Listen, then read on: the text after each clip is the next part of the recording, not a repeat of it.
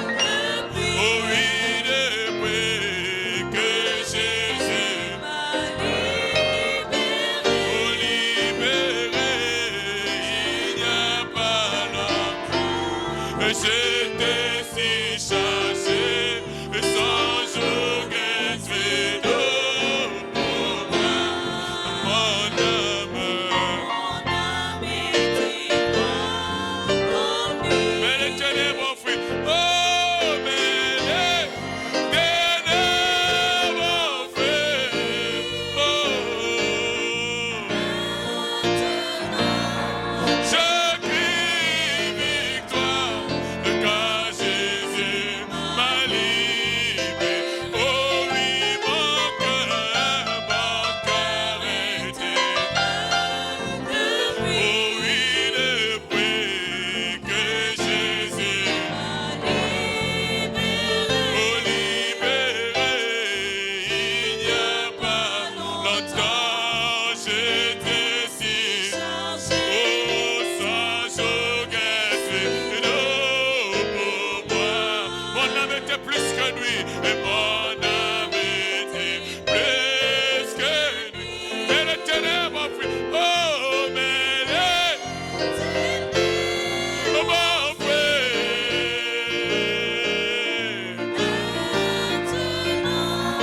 Je crie victoire, car Jésus m'a libéré. Et connais-tu cette cité, la cité céleste, dans ses murs, tout éclaté,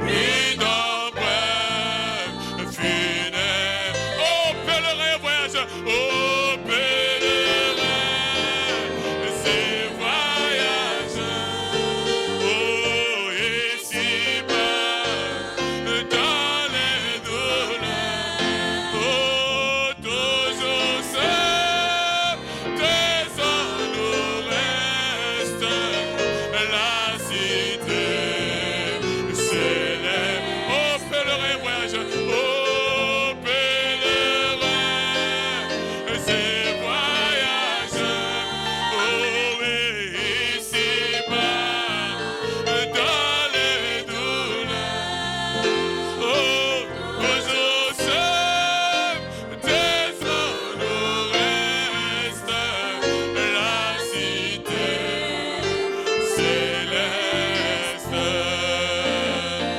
Connais-tu cette cité, la cité bénie, la cité bénie,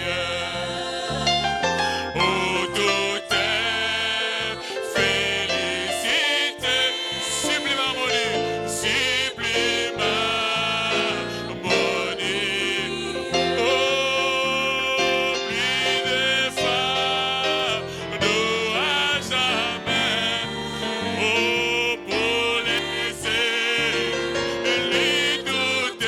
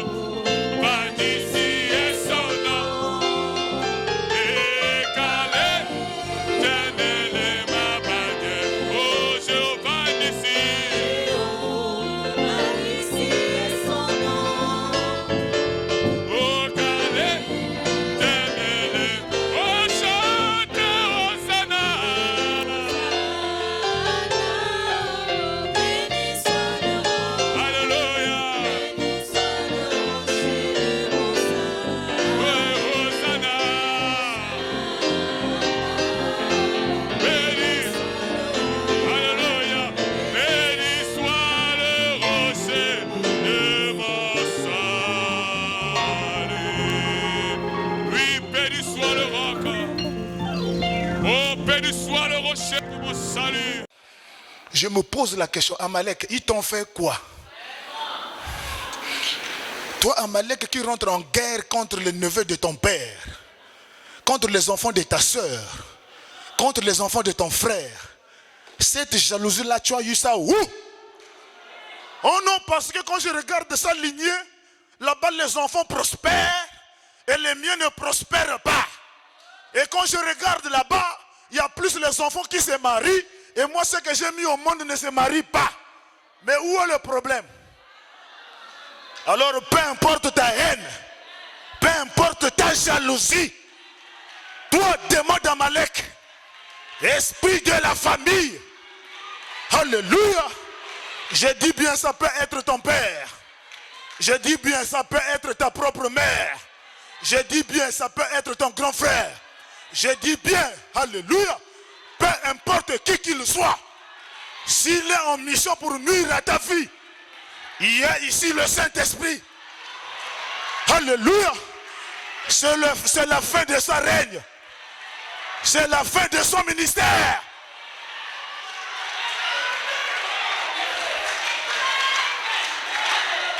Les gens pensaient que la prédication est passée. La prédication n'est pas passée. C'est toujours là.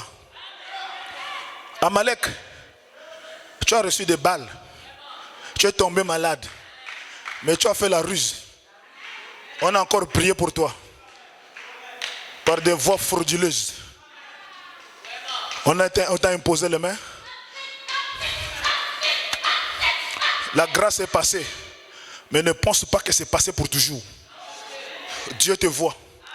Cette fois-ci, avant que tu arrives là où on va t'imposer les mains, tu mourras avant même de te déplacer. Je dis bien, avant qu'on efface la requête pour ta prière, tu mourras même la nuit avant qu'on écrive la requête.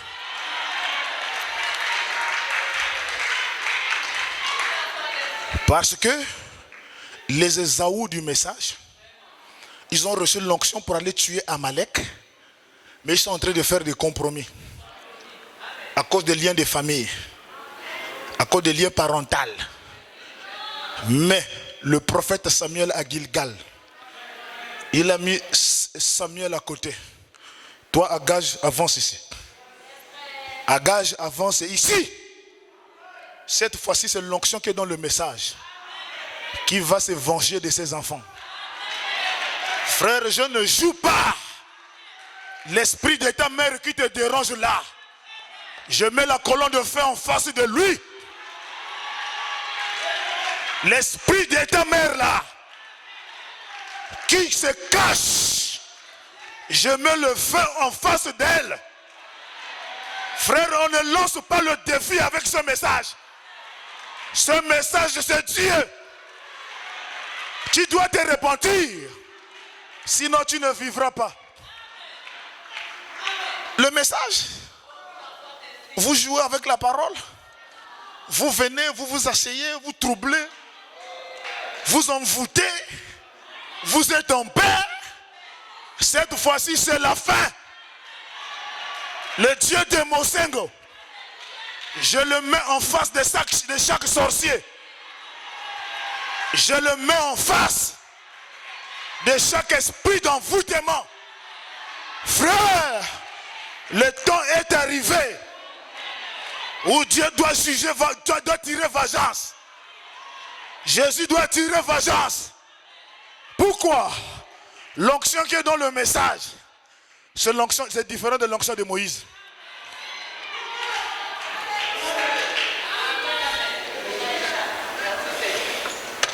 Frère, voici le tableau que j'ai mis ici. Le message que nous croyons, que vous avez cru, c'est différent du chemin parcouru par Moïse. Voici le chemin parcouru par Moïse. Il a souffert avec Pharaon. Souffert avec Pharaon. 400 ans de souffrance. Il a traversé la mer Rouge avec difficulté. Il est rentré dans le désert. Combat. Le pauvre Moïse n'a pas traversé le Jourdain. Il est mort à Kadès Barnéa. Est-ce que vous êtes là? Il est mort à Kadès Barnéa. À cause de qui? La pression des Égyptiens, la pression des Corées d'Aton, la pression de la nourriture, et le pauvre n'est pas rentré. Mais le message que nous avons aujourd'hui est différent de ce parcours-là. Le message que nous avons aujourd'hui, c'est différent de ce parcours-là. Ici, c'est le message qui prépare l'épouse à quitter la terre. Et Branham dit dans toute la Bible, la première personne qui fut enlevée, c'était Enoch.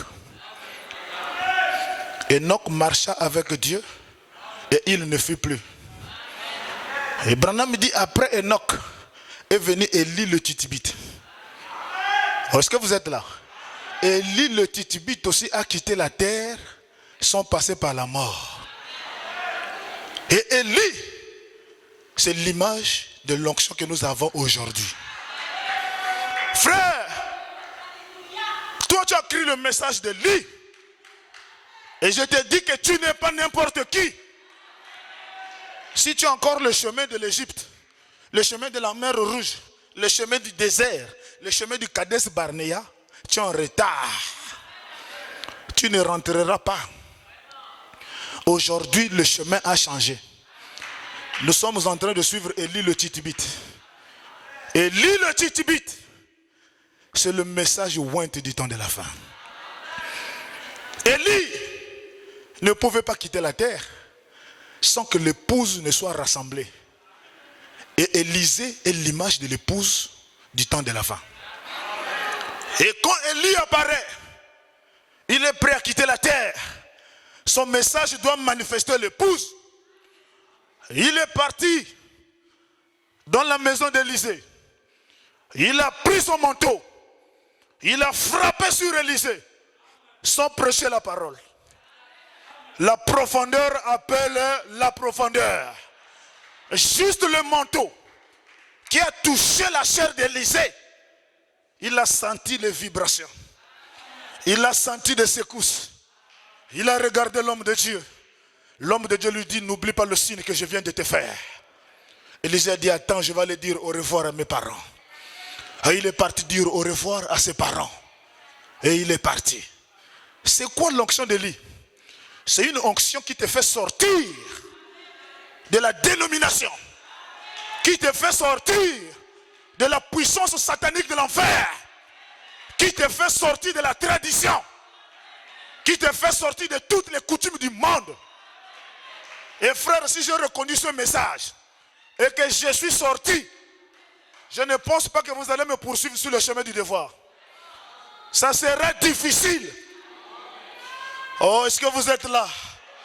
Je vois Élisée avec Élie sur le chemin du parcours. La première marche, c'était Gilgal. C'était Gilgal. Frère, qu'est-ce qui s'était passé à Gilgal?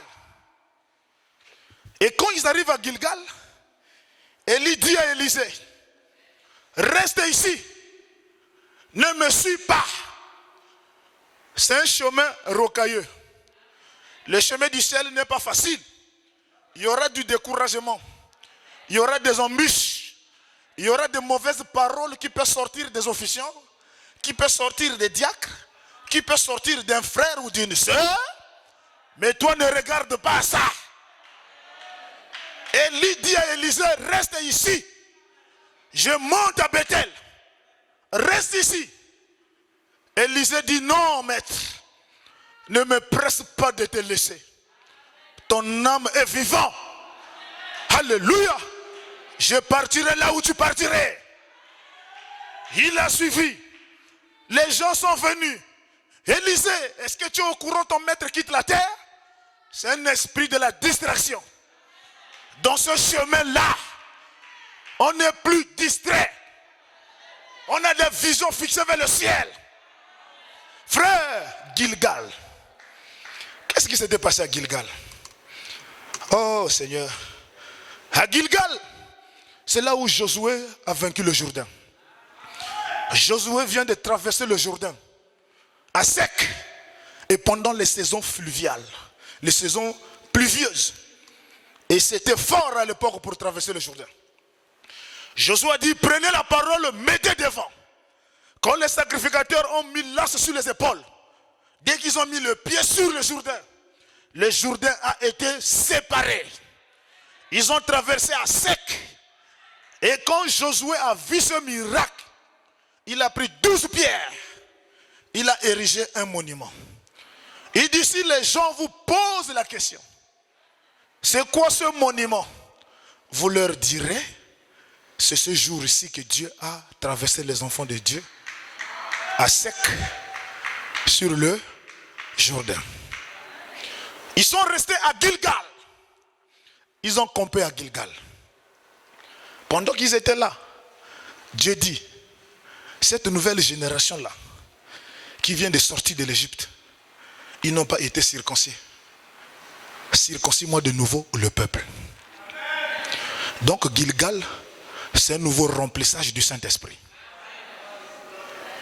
Donc ce message, c'est un message qui te donne un nouveau remplissage. Comme je disais, ce message est différent du Saint-Esprit de la Pentecôte. Le Saint-Esprit qui était tombé le jour de la Pentecôte, Branham appelle ça les avances, les arts. Mais la vraie chose, c'est aujourd'hui. Aujourd'hui, ce n'est plus le Saint-Esprit, mais c'est la personne de Christ qui marche au milieu de l'épouse. Donc, frère, toi, tu n'es pas n'importe qui. Tu as le Saint-Esprit et tu marches en même temps avec le donateur lui-même. Frère, ici à Gilgal, Josué a circoncis le peuple. C'était le nouveau remplissage du Saint-Esprit. Et c'est ici où Élisée commence la marche. Donc on ne commence pas la marche sans un nouveau remplissage du Saint-Esprit. Et quand il quitte Gilgal, il rentre à Bethel. Bethel, c'est le Dieu de Jacob. Et Jacob était en train de fuir Ésaü, son frère. Quand il arrive à cet endroit appelé Bethel, il a passé la nuit. Et pendant qu'il dormait, il a eu un songe. Et sur ce songe, le Dieu Tout-Puissant lui est apparu. Il lui a dit, Jacob, je suis le Dieu de ton père. Alléluia. Je suis le Dieu de ton père. Mais je serai avec toi. Et je ne t'abandonnerai pas. Oh, est-ce que vous êtes là? Je ne t'abandonnerai pas. Je vais un peu lire ça. Est-ce qu'il y a quelqu'un qui veut qu'on lise ça? Ah. Si on ne trouve pas, on passe. Mais ça ferait du bien si on peut lire ça. Alléluia. Le chemin de l'épouse aujourd'hui est différent du chemin de Moïse. Et nous sommes les élus du temps de la fin. Nous sommes en train de suivre le message de William Aaron Branham. Oh Seigneur Jésus-Christ, amène-nous à comprendre vraiment ces choses-là. Est-ce que vous êtes là? Merci beaucoup. Frère Branham dit, pour sortir, il faut deux chemins. Le cri du commandement, c'est un message qui nous amène à sortir. Et cette sortie a deux volets.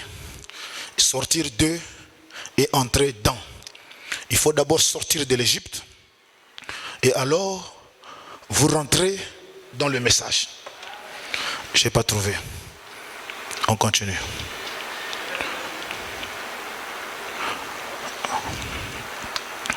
Ah, voilà.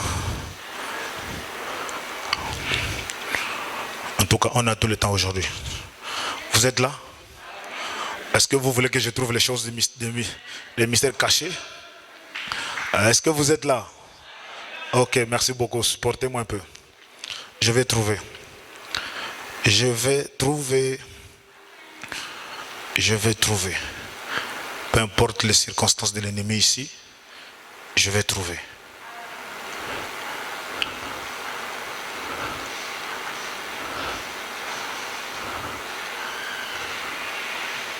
Je vais trouver. Ok. Merci. Merci. Est-ce qu'on peut acclamer fort pour Jésus?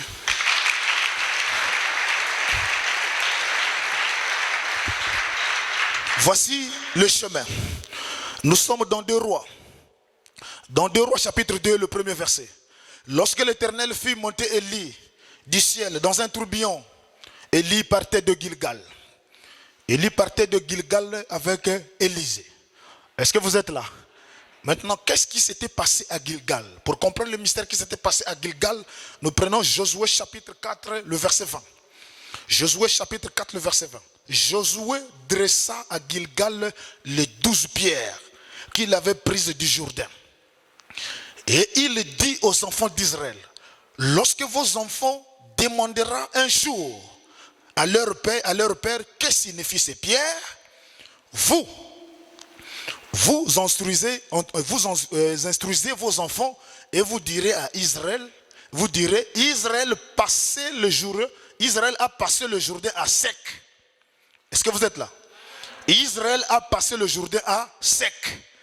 Et au Josué chapitre 5, Josué chapitre 5, verset 8, Josué ajouta, lorsqu'on eut achevé de circoncire toute la nation, ils restèrent à leur place dans le camp jusqu'à leur guérison. L'Éternel dit à Josué, aujourd'hui j'ai roulé de dessus de vous l'opprobre de l'Égypte. Et ce lieu fut appelé du nom de Gilgal jusqu'à ce jour. Est-ce que vous êtes là? Gilgal, il y a eu la circoncision pour la seconde fois. Et ils ont mis 12 pierres. Donc il y avait une onction du remplissage à Gilgal. Donc ce message que nous croyons, si nous poursuivons ce chemin, il faut un nouveau remplissage du Saint-Esprit. Et si ce nouveau remplissage est en vous, aucun démon de l'enfer ne peut te nuire, ni ne peut te tourmenter. Oh, est-ce que vous êtes là? Ils ont quitté Gilgal, ils ont allé à Bethel. Frère, qu'est-ce qui s'est passé à Bethel? Là-bas aussi, il y avait un mystère. Alléluia. À Bethel, voici ce que Dieu dit à Jacob. Voici, Genèse 28, verset 15. Voici, je suis avec toi. Je te garderai partout où tu iras. Je te ramènerai dans ce pays. Car je ne t'abandonnerai point, que j'ai exécuté ce que je t'ai dit. Et Jacob s'éveilla de son sommeil. Il dit, certainement l'Éternel est en ces lieux, et je ne le savais pas. Et il eut peur. Et il dit que ce lieu est redoutable. Ceci est la maison de Dieu. C'est ici la porte du ciel. Et Jacob se leva de bon matin. Il prit la pierre dont il avait fait son cheveu et il dressa pour monument. Il versa de l'huile sur son sommet et il donna ce nom du nom de Bethel. Alléluia. Dieu a dit à cet endroit, je ne t'abandonnerai pas. Voici, je suis avec toi. Je te garderai partout où tu iras. Je te ramènerai dans ce pays. Car je ne t'abandonnerai point, que j'ai exécuté ce que je t'ai dit. Frère, donc dans ce message, sur le chemin d'Élie, il y a double onction. 2, Dieu doit te protéger. Dieu veille sur toi. Aucun démon de l'enfer ne peut se lever sur celui qui suit Élie. Oh, est-ce que vous êtes là? Il y a l'onction de Bethel. Il y a l'onction de Gilgal dans ce message. Alors élevez-vous comme vous voulez dans la famille. Si réellement tu crois au message de Branham, l'onction de Bethel t'accompagne. Aucun esprit de l'enfer, peu importe sa taille. Jésus a dit à Bethel, je te garderai, je te protégerai. Alléluia. Je tiens à accomplir ce que je t'ai promis. C'est l'onction de Bethel. Et ils arrivent à Jéricho. Oh frère, Jéricho, c'était le mur de sécurité. C'était une ville renfermée. Ville bloquée. C'est l'image d'un fils de Dieu. Il est bloqué à l'intérieur. Il ne peut pas sortir. Les affaires sont bloquées. La vie est bloquée. Mais si Jéricho était tombé ce jour-là, je ne crois pas qu'il y a un mur qui peut te résister ce matin. Parce que toi, tu es en train de suivre Élie. Et Élie, c'est Dieu. Élie, le prophète, c'est l'onction du Saint-Esprit lui-même. À Jéricho, les murs sont tombés. Les barrières sont tombées. La haine est tombée. La jalousie est tombée. Les envoûtements sont tombés. Est-ce qu'il y a quelqu'un qui peut me dire Amen? Est-ce qu'il y a quelqu'un qui croit ça? Alors toi, démon de la peur, je te maudis au nom de Jésus. Toi, esprit de la lourdeur, je te maudis au nom de Jésus. L'épouse que vous voyez ici est en mission pour suivre Élie le prophète. Élie le prophète a traversé le Gilgal, l'onction de double portion. Il a traversé Bethel, le Dieu de la protection. Il a traversé Jéricho, le Dieu qui renverse toutes les barrières. Le Dieu qui renverse la haine. Le Dieu qui renverse la jalousie. Alléluia. Et il arrive au Jourdain. Le Jourdain, frère, c'est la dernière étape du ministère d'Élie. Donc si l'onction d'Élie est en vous, le Jourdain doit être divisé. Le Jourdain doit être séparé. Mais pourquoi les gens, ils suivent bien le message d'Élie, mais le Jéricho n'est pas divisé? Le Jéricho ne se divise pas. Les gens qui suivent le message d'Élie, Bethel, ils dorment avec la peur. Est-ce que vous êtes là? Ils dorment avec la peur. J'ai compris qu'il y a un problème. Pourquoi? Ils n'ont pas écouté le message du cri du commandement. Branham dit, dans le cri du commandement, c'est un message qui prépare les gens à sortir. Sortir de la dénomination, sortir des systèmes du monde, système des églises du monde. Mais les gens ont quitté ces endroits, ils sont venus dans le message, ils ont amené tout ce qu'ils avaient là-bas. Voilà pourquoi même quand on dit Amen, les gens sont comme s'ils étaient à la morgue. Parce que le message de préparation n'est pas bien rentré dans leur cœur. Branham dit ce message de préparation, c'est subdivisé en deux volets. Il faut d'abord sortir de la dénomination avant de rentrer dans le corps mystique de Jésus. Est-ce que vous êtes là? Or, pour sortir de la dénomination, on ne doit pas écarter Moïse. Moïse, c'est la loi. Et si vous écartez la loi dans le message, la grâce qui est Josué n'interviendra pas. Donc le cri du commandement, il faut que Moïse soit là. C'est la police. Il faut que Josué aussi soit là, le ministère de la grâce.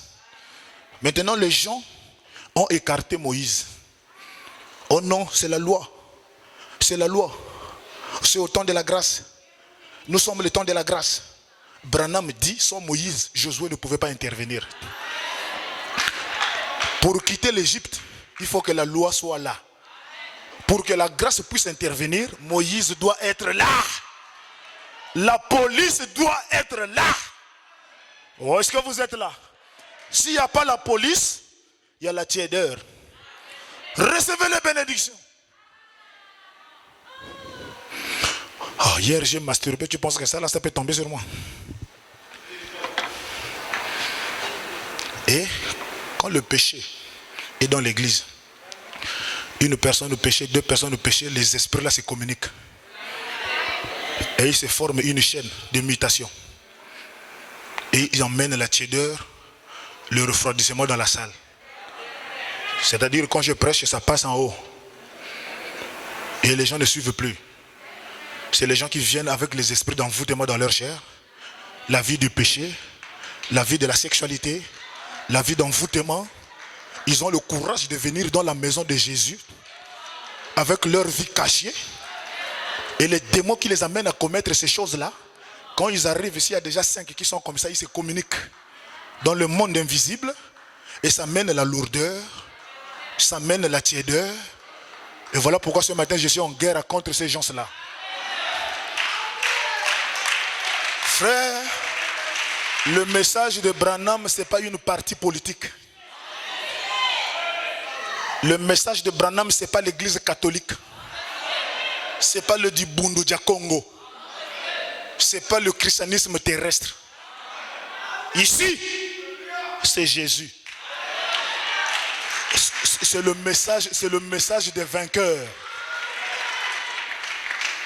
Quand je parle de message des vainqueurs, c'est-à-dire les gens qui ont le trône du jugement dans leur cœur. Frère, le trône du jugement qui était au ciel s'est déplacé. Ça se retrouve dans le cœur humain. Donc le trône de grâce qui est Josué, le trône de jugement qui est Moïse, les deux sont dans votre cœur. La police qui est la loi n'est pas dehors, c'est dedans. C'est-à-dire dès que tu commets le péché, le trône du jugement palpite. Ça ne peut pas te laisser tranquille. Ça te met mal à l'aise. Mais si cela ne te met pas mal à l'aise, ça veut dire que tu n'as pas le trône de jugement en toi. Frère, le message de Branham, on doit changer la manière de prêcher. On doit maintenant être un peu rigoureux. Comment est-ce qu'un frère va draguer une païenne dehors? Il façonne la sœur, il lui donne des robes shalom, il l'amène à l'église. Il dit, tu t'assois de l'autre côté là-bas. Si on te dit shalom, ne dis pas bonjour. Dis shalom. La sœur est assise là pendant que je prêche. Et un frère qui l'a invité, ils vivent ensemble. Le pasteur n'est pas au courant. Le pasteur n'est pas au courant. Ils vivent ensemble. Et ils comptent aller au ciel. Je vous dis quel ciel que vous allez partir avec cette vie de cache-cache. Ça c'est l'église catholique. Ici ce n'est pas l'église catholique. À un moment donné on monte, à un moment donné on descend. L'église du message c'est l'université. La rédemption c'est pour ceux qui sont déjà positionnés. Mais quand on prêche la rédemption, on sent la résistance. On se dit que non, donc il n'y a que seulement 4 qui croient à la rédemption. Les autres là, il faut revenir un peu pour frapper.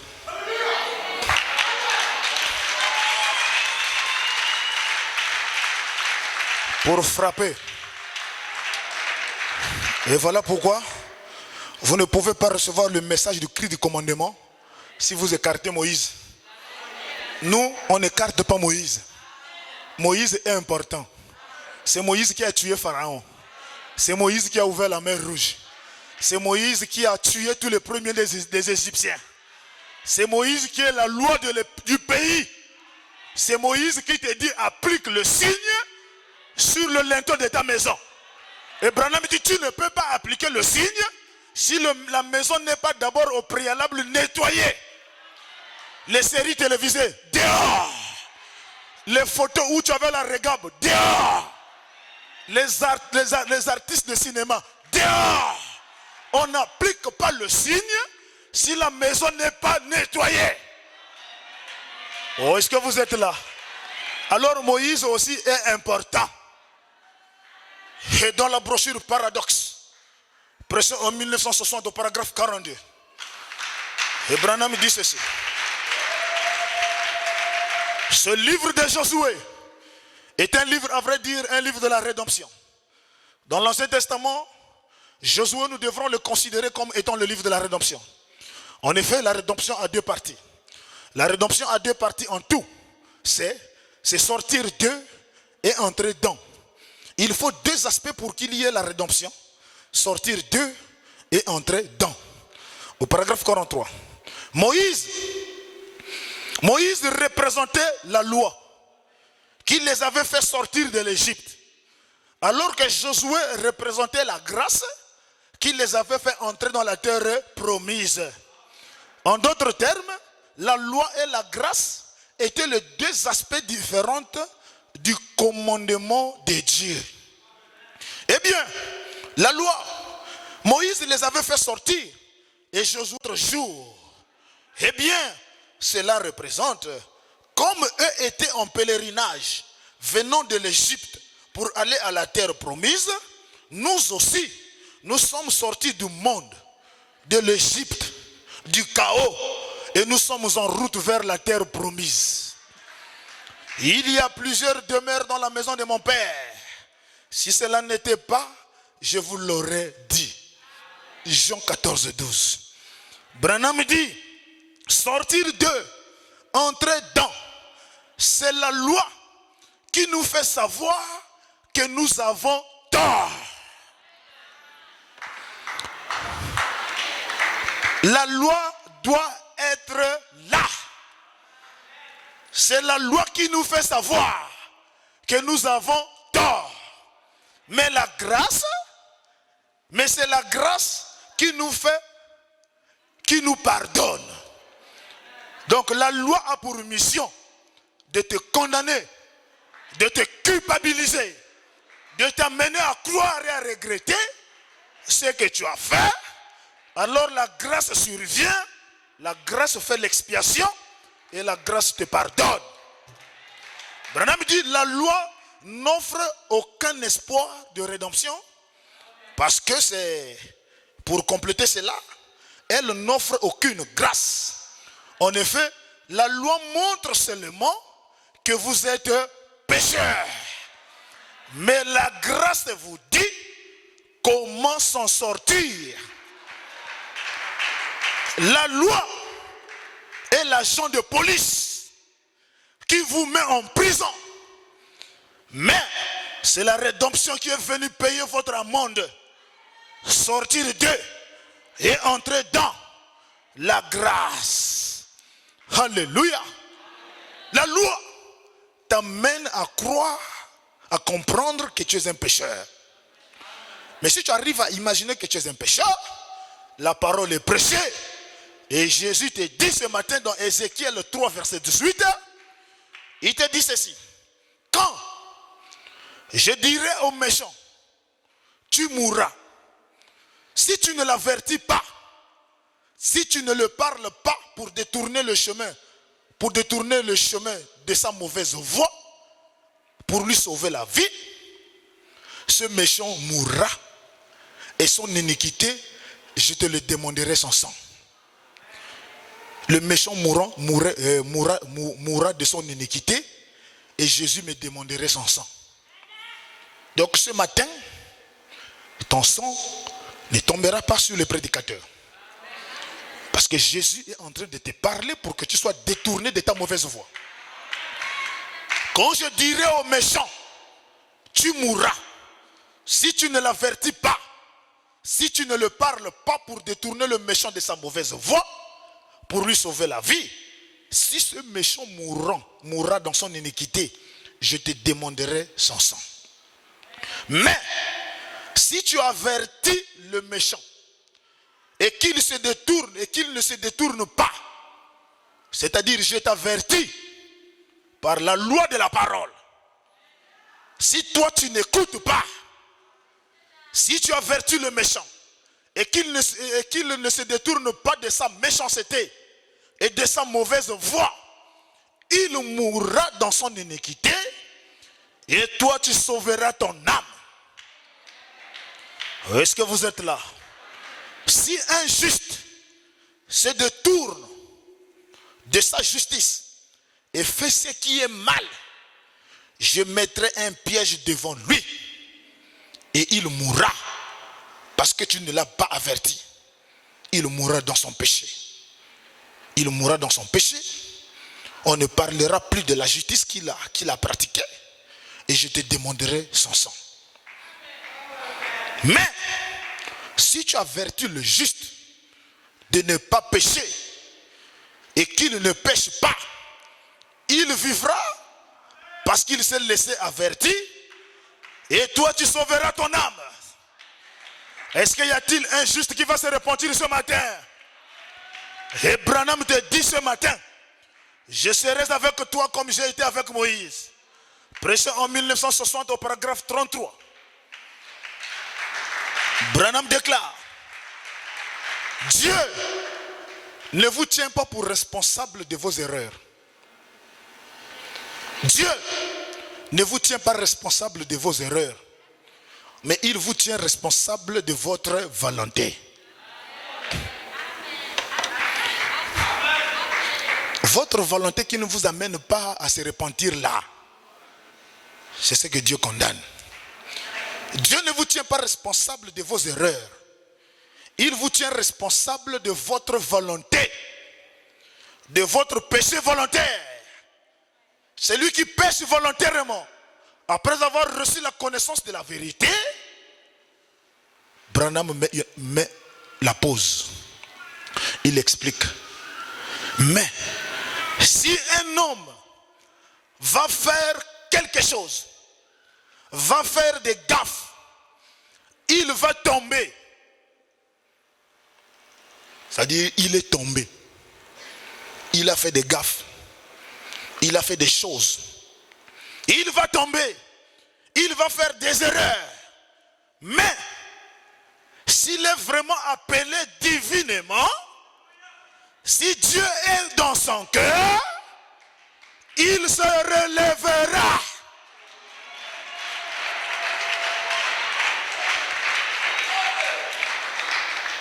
Il se relèvera. Mais si Dieu n'est pas dans le cœur, il s'en fout. Il s'assoit dans l'église. Il donne l'apparence d'un fils de Dieu, d'une fille de Dieu, mais alors que c'est un païen fait de chair. Mais si un homme va faire quelque chose, va faire des gaffes, il va tomber, il va faire des erreurs. Mais s'il est vraiment appelé divinement, si Dieu est dans son cœur, il se relèvera. Il se relèvera. Mais les gens ne veulent pas se relever. Voilà pourquoi il y a la tiédeur. Voilà pourquoi il y a la lourdeur. Et moi je t'amène la loi. Il faut la loi pour te culpabiliser, pour te dire arrête. Tu es un fils de Dieu. La vie que tu mènes là, elle est mauvaise. Frère, vous pouvez nous tromper, mais vous ne nous tromperez pas pour toujours. J'ai reçu, c'est un témoignage, frère, il faut pardonner si vous êtes là. C'est un témoignage pour édifier les autres. Quand j'ai prêché sur Apocalypse 22, qui va rentrer, qui ne rentre pas. Quelqu'un a eu son courage. Ça, c'est la personne qui a appelé divinement Dieu est dans son cœur. Il vient. Il dit, frère, là, je partais aux eaux de baptême. Mais je dois faire l'expiation. L'expiation, c'est quoi? J'ai grossi une païenne. Ah bon? Et maintenant? Non, vous connaissez comment ça se passe, frère. Mais je dois seulement m'occuper de la grossesse. Élever l'enfant, s'occuper du trousseau. Sinon, moi, c'était une erreur, c'était un accident, je ne peux pas. Vraiment, je dois faire l'expiation et puis je pars me faire baptiser. Parce que c'est une erreur, je vais seulement m'occuper de la grossesse et puis c'est fini. J'ai dit, frère, c'est comme ça que vous nous trompez dans le message.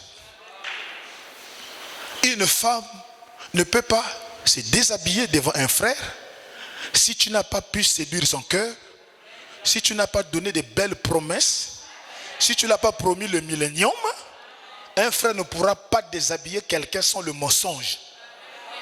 Amène-moi la copaïenne là, ici. Si tu veux l'expiation, amène-moi là, ici. Pas la moréenne, la pauvre, elle est arrivée. Avec des revolvers, pas en pantalon. Elle est rentrée. J'ai dit, maman, bonjour, bonjour. Félicitations, vraiment nous t'encourageons d'avoir arrivé ici et d'avoir accepté notre appel. Nous on croyait que ce frère-là avait Dieu.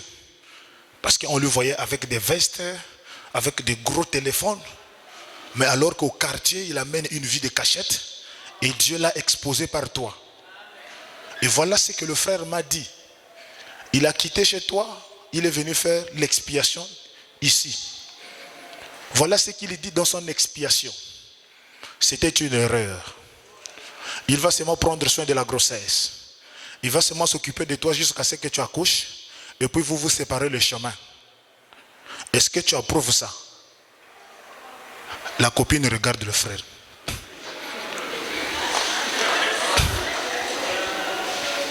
Il dit, frère, quoi?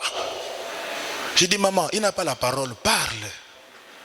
Est-ce que toi, tu approuves qu'après cet enfant-là, tu pars encore reprendre un autre homme? Il dit, non. Moi, dans mes pensées éternelles, je n'ai pas été né pour avoir enfant. Chaque enfant son père, chaque enfant son père, chaque enfant son père. Je suis resté là-haut.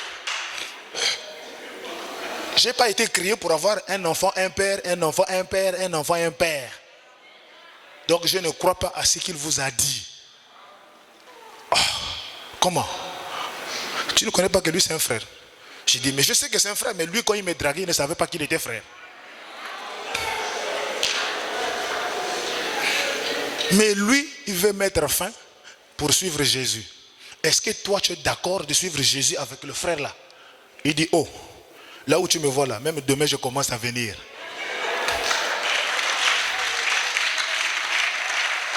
Robe shalom, je mets. Si c'est le baptême, je prends. Parce que le frère là, c'est un bon frère. Le frère est resté comme ça, il regarde maintenant la païenne comme ça.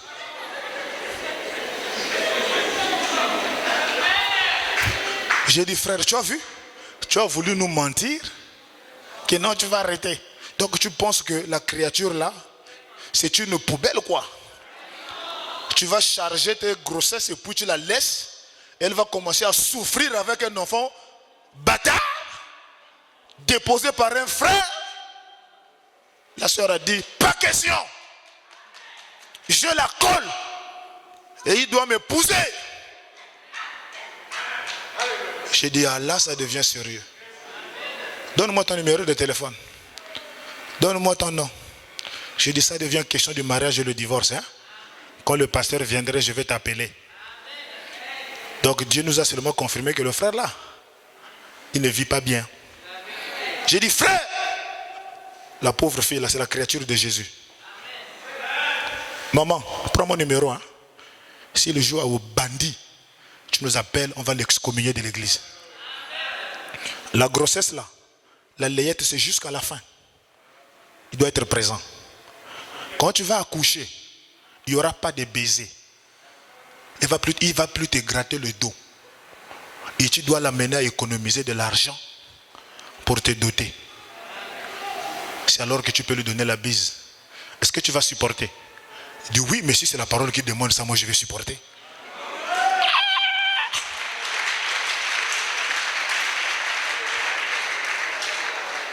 J'ai dit là, c'est sérieux. Frère, tu as vu? Tu es parti toi-même te mettre la corde au cou. Et tu voulais faire le waya. Le waya. Et il y a beaucoup de wayers dans le message. Ils partent se faire baptiser, ils pensent que le baptême sauve. Le baptême ne sauve pas. C'est ta sincérité qui sauve. Je reçois encore un. Frère, l'expiation. Branham m'a dit, tu ne peux pas faire l'expiation toi-même. Donc j'ai amené la bête de sacrificateur au sacrificateur. tu égorges et puis moi je mets la main sur la tête. D'accord? Tu as fait quoi? Oh non, au travail là-bas, j'ai roulé les pieds d'une amoréenne. Ok. Branham me dit, s'il y a un appel divin dans ton cœur, tu vas te relever. C'est ce que tu as fait. Maintenant, quand tu viens là en cachette comme Nicodème, est-ce que la païenne là connaît que toi tu es parti faire l'expiation? Oh non. J'ai dit, ça ne se passe pas comme ça. Ça là, on appelle ça des raccourcis. La païenne doit être au courant que toi tu viens pour faire l'expiation parce que tu l'as roulé.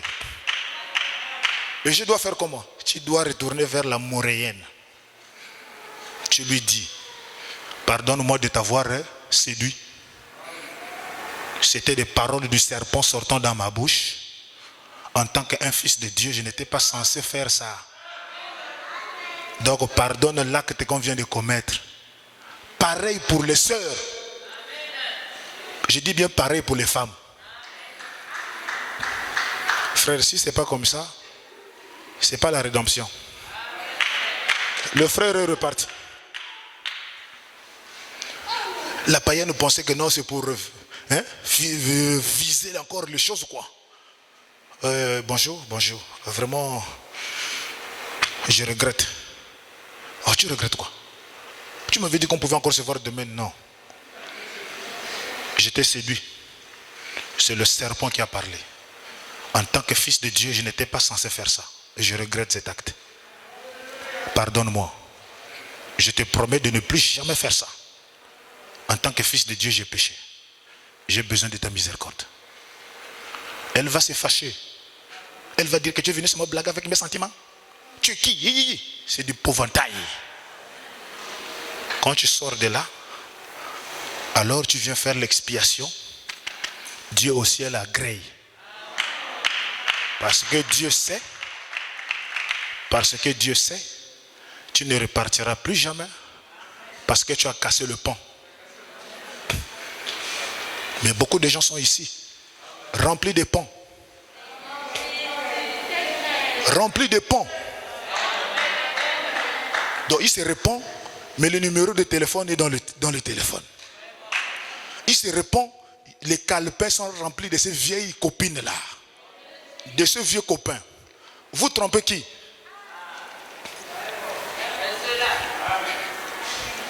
Vous ne trompez personne. C'est toi qui prends le retard. Mais Jésus continue son chemin. Est-ce que vous êtes là? Et Branham dit, mais un homme, s'il va faire quelque chose, il va faire des gaffes, il va tomber, il va faire des erreurs, mais s'il est vraiment appelé divinement, si Dieu est dans son cœur, il se relèvera. Voici ces gens-là qui vont aller en enlèvement. Jusqu'alors, je n'ai pas encore prêché le mystère de l'enlèvement. Dans la brochure La Rédemption par le jugement, prêché en 1954, au paragraphe 26.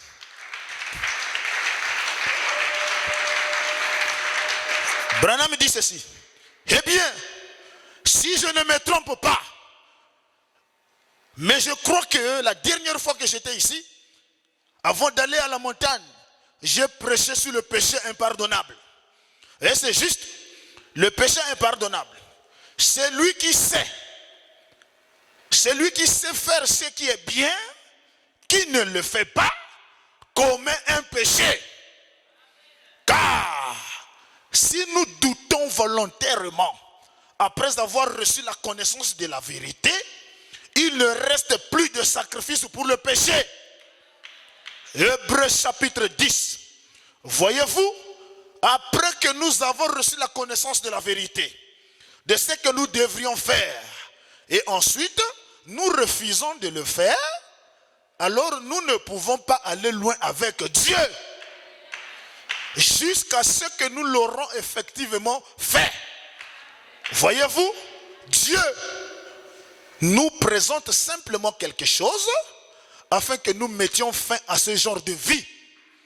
Mais nous devrions arrêter de vivre comme le monde et confesser être des chrétiens. Et quand nous continuons, carrément avec cette même chose, alors nous ne pouvons pas aller plus loin avec Dieu. Branham dit c'est juste, nous ne pouvons pas aller loin avec Dieu. Là où cela nous a été révélé, nous devions donc nous arrêter juste là, jusqu'à ce que nous mettions cette chose en ordre et ensuite continuer avec Dieu. Car c'est alors que nous devenons dans la grâce, dans la communion par rédemption. On m'a déjà donné le papier. Au paragraphe 18, Branham dit: je crois qu'en ce jour où nous vivions maintenant, la chose la plus fondamentale que je pense que tout ministre devrait prêcher, c'est ramener les gens aux principes généraux de l'évangile. Revenir au fondement. Car si vous n'êtes pas érigé sur le bon fondement, c'est simplement, ça ne sert à rien. À quoi sert-il de bâtir sur un fondement qui a déjà été condamné? À quoi sert-il, comme je le disais, d'essayer, à quoi sert-il d'essayer de tapisser et de peindre un vieux bâtiment que le gouvernement a condamné? Colas, il est passé, il dit arrêt des travaux, démolition. Toi tu dis je m'en fous, tu viens, tu continues les travaux. À quoi sert-il de tapisser et de peindre un vieux bâtiment que le gouvernement a condamné? C'est ce que beaucoup de gens essayent de faire aujourd'hui. En faisant des réformes, en essayant de faire des réformes, nous commencerons une église et nous tournerons une nouvelle page et nous essayerons d'agir un peu différemment comme ce que nous faisions autrefois. Branham dit, vous n'aboutirez nulle part de cette façon-là. Branham dit, c'est même de la folie que d'essayer. Voyez, vous perdez simplement votre temps. Vous dites, bon, maintenant, je crois que si seulement je peux cesser de mentir, cesser de voler, Branham dit, quelque bonnes que soient toutes ces choses, vous êtes néanmoins à 1 million de kilomètres du chemin. Vous devez recommencer depuis la fondation. Vous devez construire un nouvel édifice, non pas rafistoler le vieux, construisez-en un nouveau neuf, un tout neuf. Vous devez revenir et commencer correctement. C'est pourquoi vous voyez tant d'erreurs déplorables dans tant de gens différents. Des gens qui professent le christianisme. Ils n'arrangent pas, mais ils rafistolent. Il attriste quelqu'un, il commence à regarder l'attitude de la personne. Il sait bien que le frère est attristé à Chopin, hein? Mais le frère le lendemain regarde seulement l'attitude de la personne. Si la personne sourit un peu, ah, ça veut dire qu'il m'a pardonné. Si je lui dis shalom, il a répondu amen, ça veut dire qu'il a oublié. Branham dit ça, c'est du rafistolage. Si tu es conscient que la personne a été attristée, Branham dit revenez et arrangez. Dites frère, je vois que ton attitude vis-à-vis de moi a changé. Est-ce que c'est pas parce que hier j'étais mal fait ça, Frère, si ça t'a fait du mal, pardonne-moi. C'est pas que oh non, bon, comme le frère a répondu shalom, bon donc ça va. C'est pas ça le message. C'est là le cri du commandement. C'est un message qui vous amène à sortir. Pour entrer et pour sortir, la loi doit être là. Si vous répudiez la loi, la grâce n'intervient pas. La loi t'amène à croire que tu es dans l'erreur. Et quand tu demandes pardon, la grâce intervient. La loi te dit, jupe serrée, s'entraîne la convoitise. Toi tu dis non, moi je dois mouler le corps. la grâce ne peut pas intervenir. La foi du départ est un homme. Et l'homme là, il a la parole. C'est là où j'aime Ruth la Moabite. Naomi se trouve en Moab avec son mari Elimelech. Est-ce que vous êtes là? Ils ont fait la galère pour se trouver dans le pays de Moab. Ils sont partis avec 2 fils. Les 2 fils se sont décédés, les belles filles sont restées. Il y avait Orpa et Ruth. Orpa, c'est l'image d'une personne qui n'est pas trop positionnée. Les enfants sont décédés, sont morts. La vieille est déjà avancée en âge. Naomi, Ruth dit, moi je dois repartir. Naomi dit, je retourne dans mon pays. Je suis venu, j'ai perdu mon mari, j'ai perdu les 2 enfants. Qu'est-ce que je dois faire ici? Je repars. Les 2 belles filles ont dit non, on doit t'accompagner. Dans le message, on ne rentre pas comme ça. Il y a les temps de turbulence. Naomi a parlé durement à ces 2 belles filles. Il dit, pourquoi me suivez-vous? Je suis devenu vieille. Et j'ai encore des enfants dans mes seins pour vous donner. Et même si j'arrivais à avoir une grossesse, vous attendrez-il cet enfant jusqu'à ce qu'il grandisse et je vous la donne en mariage? Retournez. C'était le temps des épreuves. La Bible dit, Orpa a embrassé Naomi. Il a dit au revoir. En d'autres termes, l'évangile qui est dur comme ça là, je ne peux pas supporter. Mais il y avait Ruth la Moabite. Il dit que la parole soit dure ou pas. C'est mon identité. Il dit à Naomi, ne me presse pas de partir. Là où tu seras enterré, je serai enterré. Ton Dieu sera mon Dieu. Ton peuple sera mon peuple. Et ton pays sera mon pays. Branham dit pourquoi Ruth a traversé 4 étapes. Il devrait d'abord, prendre la décision de suivre ce message, de croire ce message. Et quand il a pris la décision, la chose suivante, Ruth doit servir. Ruth n'a pas servi un Dieu invisible. Ruth a servi Naomi. Frère, le Dieu, vous ne la voyez pas. Mais vous servez Dieu à travers l'homme qui vous conduit. Ruth sert Naomi. Il part glaner, il ramasse la nourriture. Elle vient nourrir Naomi. Elle ramasse, elle nourrit Naomi. D'abord l'attachement à Naomi. Naomi lui montre Boaz. Oh, est-ce que vous êtes là? Il faut que tu sois attaché à un homme commissionné de Dieu qui te prêche la parole. Tu vis la parole, tu vis ce qu'il te prêche. Alors Jésus commencera à avoir des regards sur toi. Il faut d'abord servir l'homme, obéir à l'homme, croire la parole, vivre la parole. Alors le grand Boaz, qui est le Saint-Esprit, commencera à jeter les regards sur toi. Mais qui est cette personne qui vit la parole qui est prêchée? Qui vit la parole qui est prêchée? Non, c'est Ruth la Moabite. Donc, décision. Servir l'homme. Et tu rentres dans le repos. Le repos, c'est le Saint-Esprit. Et après, c'est le mariage. Donc, pour sortir, il faut la décision. La décision d'abandonner le monde. La décision d'abandonner le péché. Alors si la loi vous a touché ce matin, regrettez ce que la loi vous a dit. Implorez la grâce. Le Saint-Esprit vous accordera le pardon. Nous sommes en train de quitter la terre pour le voyage. L'enlèvement.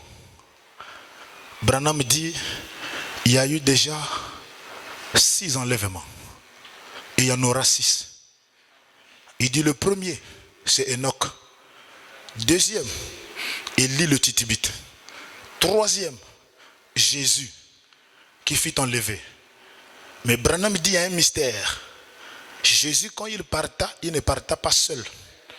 il a mené les morts de l'Ancien Testament. Et Branham dit les morts de l'Ancien Testament, on ne les met pas dans l'enlèvement de l'Ancien Testament. On les met dans l'enlèvement du Nouveau Testament.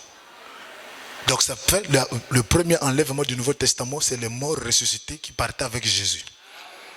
Deuxième enlèvement, c'est celui de l'épouse des nations, toi et moi. Branham dit le troisième qui arrive, c'est Élie et Moïse qui subira aussi l'enlèvement. Mais entre l'enlèvement de Jésus, les gens qu'il amena au ciel, nous allons voir qu'est-ce que Dieu a fait pour qu'il les amène au ciel. Pour comprendre comment nous irons au ciel, comment nous quitterons la terre, il faut regarder ce que Jésus a amené sur la sixième dimension. Donc, c'est une réalité. Nous allons quitter la terre. Jésus a visité. Le premier exode, Josué, il dit le pays est réel. Il y a le lait et le miel et le lait qui coulent. Il est sorti avec l'évidence, les grappes de raisin. Est-ce que vous êtes là? Ça, c'était le pays naturel avec les grappes de raisin. Quand Jésus vient, il nous promet encore aussi un pays réel. Et il est parti, il est revenu avec un corps glorifié. Il dit, voici mes mains, voici mes bras. Le pays est réel. Et dans le troisième exode, Dieu a pris Branham. Il l'a mené au-delà du rideau du temps. Lui aussi, il est venu nous dire, le pays est réel. J'étais là-bas. J'ai vu les gens qui sont venus m'entourer. Ils m'ont dit, notre précieux frère, si tu n'étais pas venu, on ne serait pas ici. Que le Seigneur vous bénisse. Le pays est réel. Il faut une vie de la parole pour rentrer dans ce pays réel. Shalom.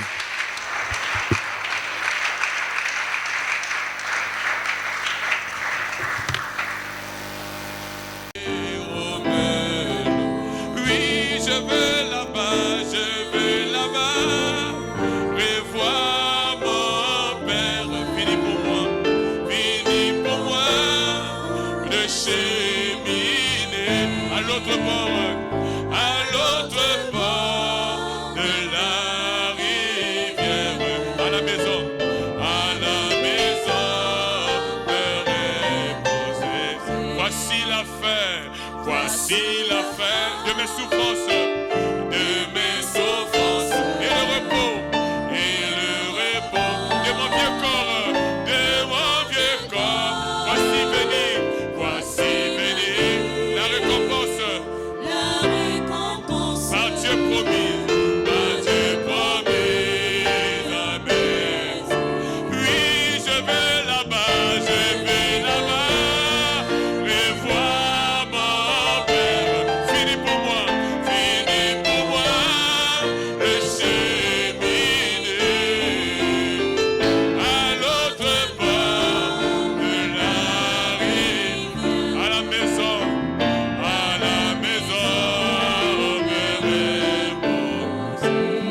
me repose. J'achèverai bientôt ma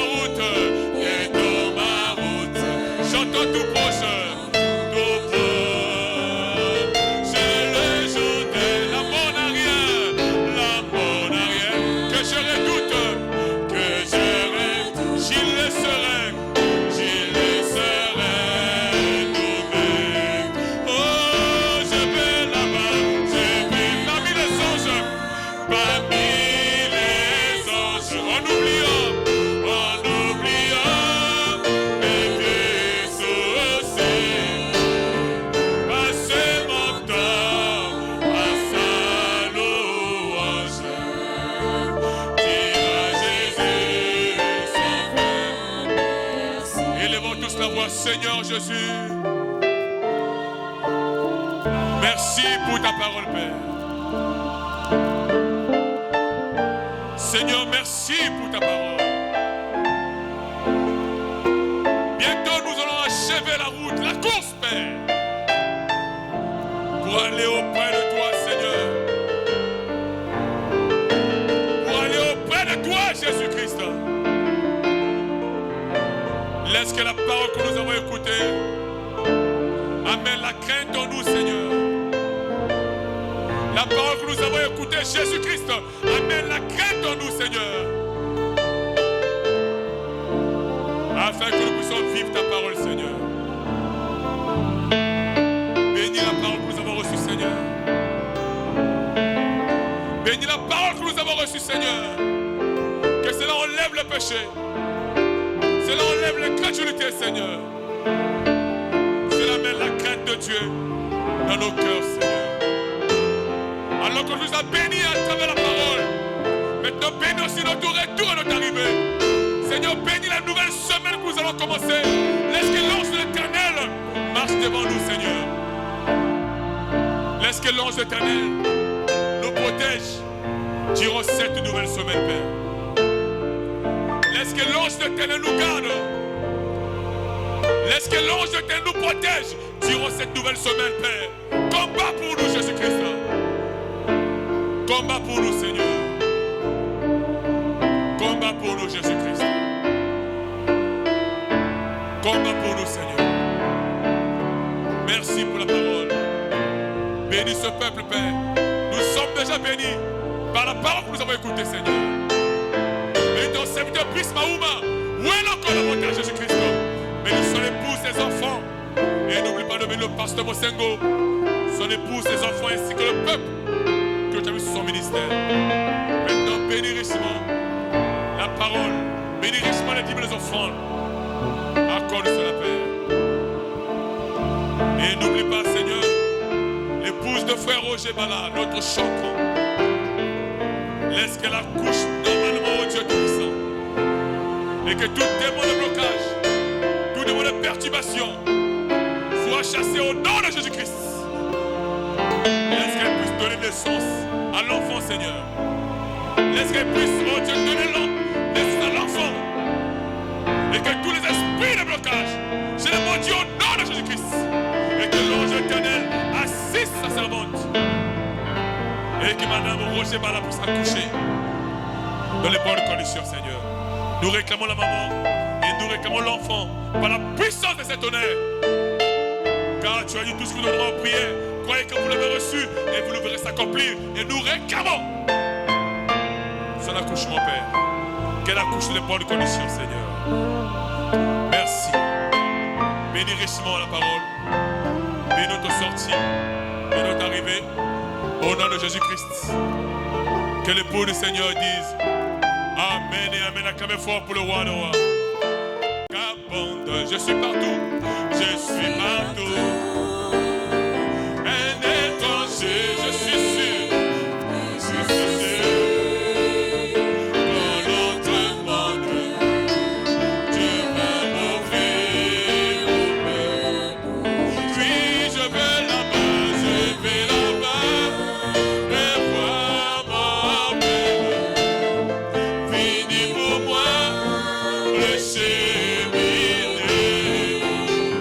À l'autre